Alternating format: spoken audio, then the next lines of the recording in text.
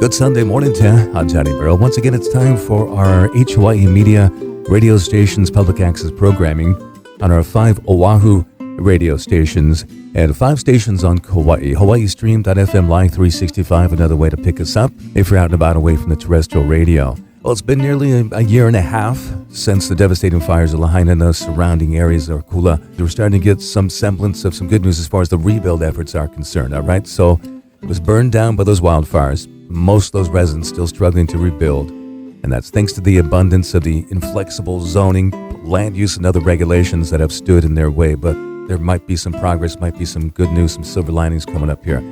As we're joined once again by Jonathan Helton, policy analyst with the Grassroots Institute of Hawaii, and he says there's hope on the horizon as a bill approved by the Maui County Council in mid-March and signed into law by the mayor just this past week will help with the rebuilding of so-called non-conforming properties and uses. All right. So, Jonathan, good morning to you. Has some good news in light of all the, of course, bad news since August 8th of 2023. Good Sunday morning to you. Yeah, good morning to you too, Johnny. Always happy to be on the show. And yes, there is good news, and I'm excited to talk about it. All right, the state legislature is debating a bill that would streamline approvals for many buildings in Lahaina's town core, especially those in the state's management area along the coastline. That's very important to people. So after all this time, Jonathan, since August 8th of 2023, how are the rebuilding efforts going? I know you've kept your eye on this. How many people have received their building permits so far? So far, there's 341 permits have been issued. So that's an uptick from a couple of months ago. 8 homes have been rebuilt, and that doesn't sound like a lot, but I've been reading after the wildfires that happened in Los Angeles, I've been reading, and the disaster recovery on Maui is happening slowly, and my heart goes out to everybody who is waiting on their building permit, waiting on their insurance, waiting to figure out if they can rebuild. But compared to other disasters and other wildfires across the country, Maui is moving slowly, but it's not that much slower. And fortunately, this takes time. But as you alluded to, there's a couple of bills that that have passed and that are being debated now that could speed things up a little bit.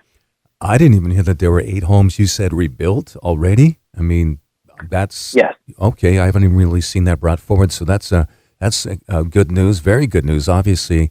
And the one thing, just to bring up that Los Angeles area, people are selling their lots for cash. They're saying, it's not going to be worth the effort. So that's not taking place in Lahaina.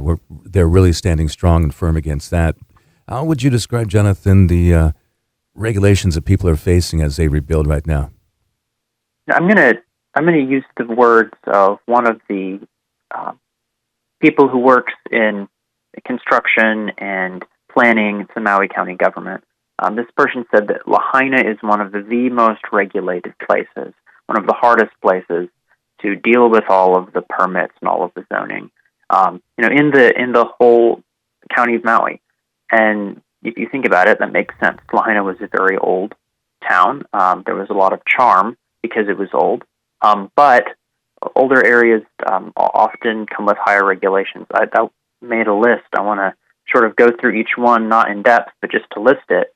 So normally, if you're looking to build something on Maui, you're going to have to deal with, making sure you have the right zoning for what you want to build. You might have to get a flood permit, depending on if you're close to the coast or if you're close to a stream. You're going to need to make sure that what you're building complies with the community plan. You're going to need monitoring from the State Historic Preservation Division if you're going to be doing any sort of disturbance to the ground. And you're going to need your building permit. And that's just if you want to build something, pretty much anywhere in Maui, you're going to have to navigate those. But in Lahaina, you have all of those, and then you add to that, I'm dealing with a special management area, which covers most of the town core. There's also the shoreline rules, which apply to properties that are directly on the shoreline, so there's a handful of those. Parts of Lahaina are in county historic zoning districts, and those districts require a lot more review because they want the buildings there to have a certain look and a certain aesthetic. Lahaina is also subject to some national rules. It's in a national. It's most of the town is in the National Historic Landmark District, and again, that's going to mean if you're building something in the town core, you have to have some sort of aesthetic. And then, if you're trying to build a business, an apartment building, you're going to have to pay street improvement fees or do street improvements as well. So, it's a list of 10 things, and really, I don't think I covered all of them. But depending on where your parcel is at, where your home or your business was, you might have to deal with all of these, maybe 5 or 6 of them. But I share the list to illustrate how complex navigating the county, state, federal permitting process is, and that's part of the reason things have been so slow. Jonathan Helton, a policy analyst at Grassroots Institute of Hawaii. He was on the program recently, talked about Bill, what was that, 105. It's now passed by the City Council. Can you remind us, Jonathan, what it does? Yes, Bill 105 passed the Maui County Council on March 21st. The mayor signed it on March 24th. We were very excited about this. We think that this bill can really help a lot of folks who are looking to rebuild, but I'll quickly explain what it does. So it was a little bit confusing, but the bill waived what are called nonconformity rules. So I'll give you an example. If you built a building 40 years ago, and you built it to the zoning of 40 years ago, but then a couple years later, the county changes the zoning, and you wouldn't have been allowed to build what you built under the new zoning. What you built is called non-conforming. So you can have a non-conforming building. Maybe it's too tall for the zoning district. You can have a non-conforming use. Maybe you had an ice cream shop, but then the county changed the zoning rules and your ice cream shop wasn't permitted in that zone anymore. So there's all of these rules on non-conformities.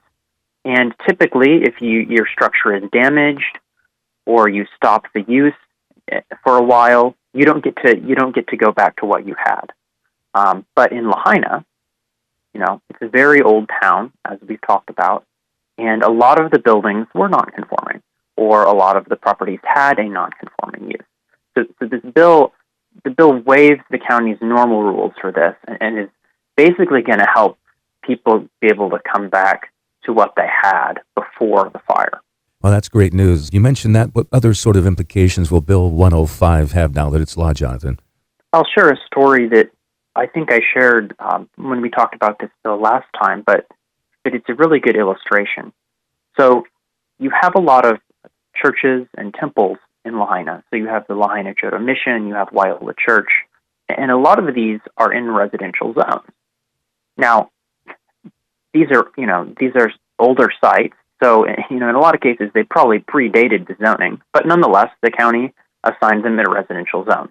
Well, a religious meeting place is not allowed in a residential zone unless you get a special permit. And so, again, Lahaina Jodo Mission, Waialua Church, a couple of others, they're in residential zones, but they were either completely destroyed or severely damaged in the fire, and so they were considered a non-conforming use. But now, if you don't have this bill that waives these non-conforming rules, they're going to have to go to the planning commission. They're going to have to get a permit, and then that takes a while. That costs a good bit of money, and so it's just an illustration of why this bill was helpful, because it waived the rules. Now, if Waialua Church wants to come back and rebuild and use the building as a church, this bill has gotten rid of one layer of approval that they would have needed. And, it's not just churches and temples. Those are an example, but it's important for a lot of businesses there in Lahaina. Maybe they didn't have the required number of parking spaces that the zoning code would have required. They'd be allowed to rebuild with the number of parking spaces that they had, which in some cases was probably zero, because a lot of Lahaina was very walkable. because there wasn't a parking lot in between every other building. Mm-hmm. Right. Have folks in Lahaina gotten any sort of relief from the emergency proclamations that the governor has issued? Yes, and I'm glad you asked. I think there's two important things here. Let's start with the biggest one. So I mentioned the state special management area. Mm-hmm. The special management area, for those who are unfamiliar, is essentially a rule that says if you live within a certain distance from the shore, you are going to have to get an additional permit to build because there's an anticipation that sea level rise over the next 30, 50, however many years might affect that area. So typically, if you're going to build anything that is valued over $500,000, you need to get a special management area use permit. And if anyone listening is familiar with construction costs, pretty much any sort of rebuilding in Lahaina is going to cost more than $500,000. So what the governor did, he started this in the fall, and he's issued several proclamations that address this. He has waived those special management area rules. So for almost all of the parcels in Lahaina, they will no longer need to get a special management area permit if they're looking to rebuild back what they had. So we think that's good because, again, special management area permit takes a lot of time, costs money, you have to go through a hearing. We found a statistic. In the past 10 years, the Planning Commission on Maui had only issued 41 special management area use permits for the whole island. So for Lahaina, you're talking about well over 100, hundreds of buildings that would need a special management area use permit. And in the past decade, the county had only issued 41. So, what's the timeline? Yeah. So that's why we think that waiver the governor issued is really helpful. No kidding. Wow. Okay, Jonathan, what action then is the legislature taking regarding these, or do they need to, regarding the special management area permitting? Do they need to take any action? Yes, the legislature is considering a bill. For people who are interested, it's Senate Bill 1296 that would basically make what the governor has done permanent. Okay. So I mentioned that the governor had waived special management area for almost all of the properties in Lahaina. And so what the Senate bill would do is it would waive them for all of the properties, and then it would also, make that a law for future disasters. So say, you had, God forbid, another wildfire somewhere in Hawaii, and it damaged some properties, then, if the governor announced that was a public emergency, the people who lost their homes or businesses in a future disaster would also have this waiver. So, it would make it what the governor has done law, and it would, make it apply to future disasters as well. Okay, it's Jonathan Helton, policy analyst at Grassroots Institute of Hawaii. And how about, are there any bills related to the Lahaina that you're tracking right now? Yes, there's one more, and as I said, it was one of the other good things that the governor's emergency proclamation has done.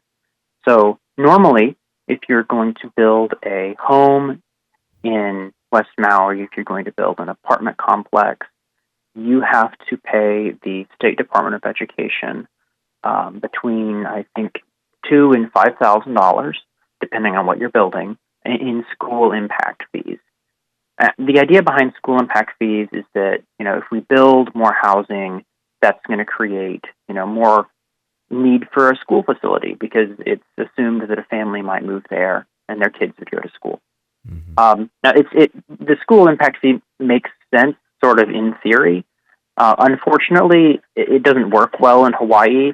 These fees have been in place since 2007, and the state has never spent any of the money. The state has $20 million in school impact fees that it hasn't spent. The auditor did an audit of the school impact fee program, found a lot of issues with it. So what the governor did is, in his waivers, he waived school impact fees for people looking to rebuild. So if you are trying to build back your home, you don't have to fork over an extra $5,000 that, on top of your permitting fees and on top of paying for, your labor and your materials. So that was good. And there's another bill at the state legislature. It's House Bill 422. This bill would, it would make the governor's waiver permits permanent. So it would repeal school impact fees. It would take that $20 million that's never been spent, and it would move it to an account where the people who are in charge of building or upgrading schools could actually use it. So we think that bill would be helpful, not just for Lahaina, but for, Maui and Honolulu, anybody who's subject to an impact fee. I'm sure it made a pretty big impact because I know you folks make it real easy for people who are kind of hesitant to let their voices be heard by being able to weigh in on this legislation I was brought forward. With the one that just recently passed, it seems like a lot of people let their voices be heard, and that was a part of the momentum that got Bill 105 to move forward. Yes, and if people are interested in either of the bills at the state legislature that I mentioned, on our website, which is grassrootinstitute.org, we have I guess you call it a tab at the top of the website that says Action. And you can click on Action, you click on Get Involved, and you can submit testimony to your senator and your representative about these bills. If you subscribe to our email list, we'll send out notifications when these bills get hearings, so that you can get your testimony in before the hearing, that you can make your voice heard. Definitely participate, folks. This is really important stuff. Anything else, Jonathan, that you'd like to add on this Sunday? I think the biggest thing that I would add is for any listeners out there who have stories related to zoning or permitting, let us know, because I'm trying to do all of this research, figure out which rules are affecting folks, what can state and county do to get rid of the rules, or maybe just even temporarily waive them. I'd like to know, what rules are affecting people. And this doesn't have to be just in Lahaina. We're very interested in Lahaina because we want to help people be able to rebuild their lives and their businesses, their homes.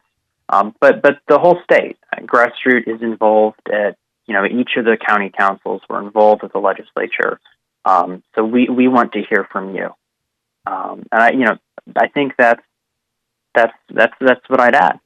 Yeah, we just want to focus on that because it was so devastating, and it continues to be an incredible strain and burden on people who went through this on Maui. So highlighting that in the progress that's being made with legislation and some emergency proclamations by the governor.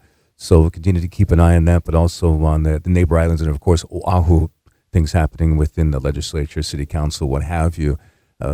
Great information once again from Jonathan Helton, policy analyst with Grassroot Institute of Hawaii.